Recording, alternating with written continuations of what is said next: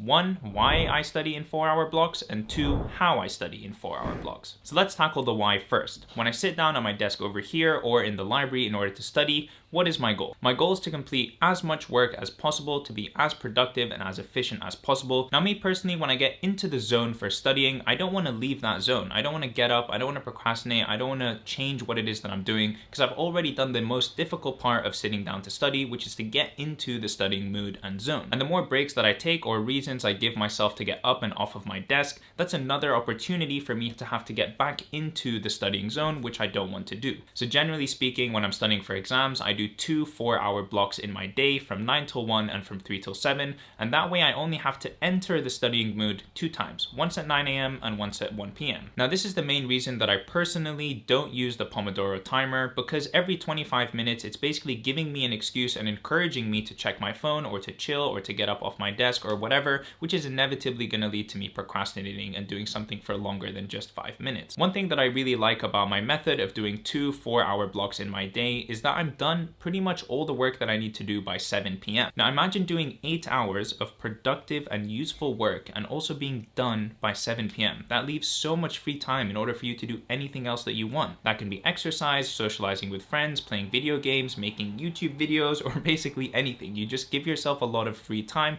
and still do lots and lots of work during the day. Now, I understand obviously different studying techniques and timetables and schedules and whatever work for different people. I'm just saying, as far as maximizing efficiency, if you condense all of the work that you have to do into the beginning part of the day, that leaves a lot of hours at the end of the day for you to do whatever you want. All right, I think I've preached long enough now about why I really like my 4-hour block method. Now let me tell you how it is that I can actually stay focused and work for 4 hours in a row. I'm gonna break this down into 5 key sections. The first is to plan the night before. And what I mean by this is that when I wake up in the morning and I know that I'm gonna start studying at 9 a.m., I've already decided exactly what it is that I'm going to do at 9 a.m., which means that there's no friction or no time wasted in trying to figure out what do I need to study, what have I done enough of, what is left for me to do, etc, etc. I've already decided that and planned it the night before. So when I sit down at 8:59, I start exactly at 9 and I can get immediately into the studying zone. That is actually really, really key. If you're struggling to get into the study zone, have a predetermined plan of what it is that you're going to do during that time. So for example, tomorrow at 9 a.m. I'm going to study for the USMLE exam, which is here. So tonight, before I go to sleep, I'm going to open this book to the page that I'm going to be starting on tomorrow, and I'm going to put a pen inside of it.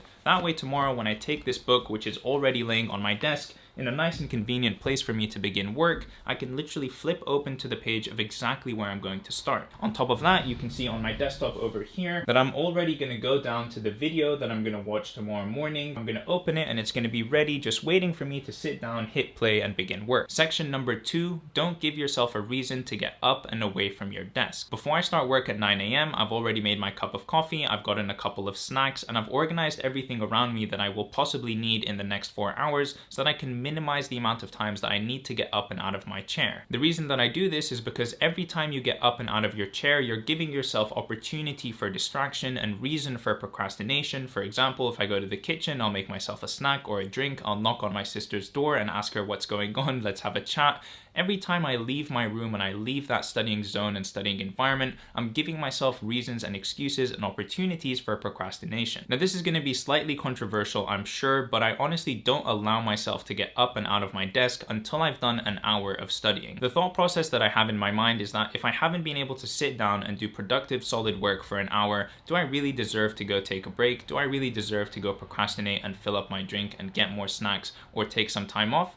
No, I need to first do a bunch of productive work before I can even think about the idea of getting up and procrastinating. And usually when I push myself to stay that extra 15 minutes, I actually end up studying for another 30 minutes or 45 minutes or whatever before getting out of my chair, because I want to finish, for example, the video that I'm doing or the section that I'm doing or the page that I'm writing. I just give myself reasons to continue studying. You know, I'm almost done with this section, I'm almost done with this video, I'm almost done with blah, blah, blah, blah, blah. And I just try my best to keep myself situated at my desk. You know what, now that I say say all of this out loud, I'm starting to sound a little bit crazy, but just stay with me here. The point of section number 2 is to only get up and off of your desk when you really need to. Section number 3 is, for the love of God, just get rid of your phone. Your phone is your worst enemy when it comes to studying time. If you hear any notification, if you hear a buzzing, if you even look at your phone, or if you even think of your phone, you're so likely to just, without even thinking, reach over and grab it and check it. I'm guilty of doing this all the damn time. And because I'm a human and I'm prone to checking my phone and getting all of these addicting notifications and numbers and messages, I have 2 ways in order to completely eliminate my phone from my studying environment. Step number 1 is to put your phone out of sight. If you can't see your phone, you're less likely to think of it, you're less likely to notice it, and you're just less likely to check it overall. Step number 2 is to put your phone out of reach. That creates a huge barrier. You have to now get up and move in order to get your phone, which I know sounds kind of stupid. You're probably like, oh, it's just 2 steps away over there on the bed.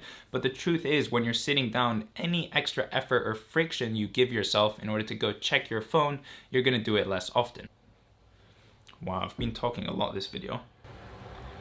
Alright, section number 4 is about giving yourself rewards while you're studying. Genuinely, no joke, probably what gets me through studying sessions the most is the idea of rewarding myself with either something to drink or something to eat, or going out with my friends, or playing video games or whatever. Just having these rewards that I make for myself that I can only unlock once I've done a certain amount of studying. So for example, like I mentioned before, I literally don't allow myself to go get a refill of my coffee or brew a tea or anything like that until I've done at least an hour of studying. It's just now an ingrained rule in my head, like, dude, you're not gonna have coffee or more tea unless you do more work, so you better get that done first if that's what you want to do. My mentality when it comes to doing 4-hour blocks is very simple. If I work from 0 till 2 hours, well then all I have to do is do the exact same thing that I just did one more time and I'll be done with my 4-hour block. It's the same thing like when I go for a 10K run. If I run 5 kilometers in one direction away from my house, well then I kind of have to run the other 5 kilometers in the opposite direction to get back home. And that way, when I sit down for a 4-hour block of studying, really all I need to focus on is getting through the next 2 hours, because once I've done 2 hours, well then I just have to repeat what I've already done and I'll be done with 4 hours. I know it sounds really simple and it sounds kind of stupid, and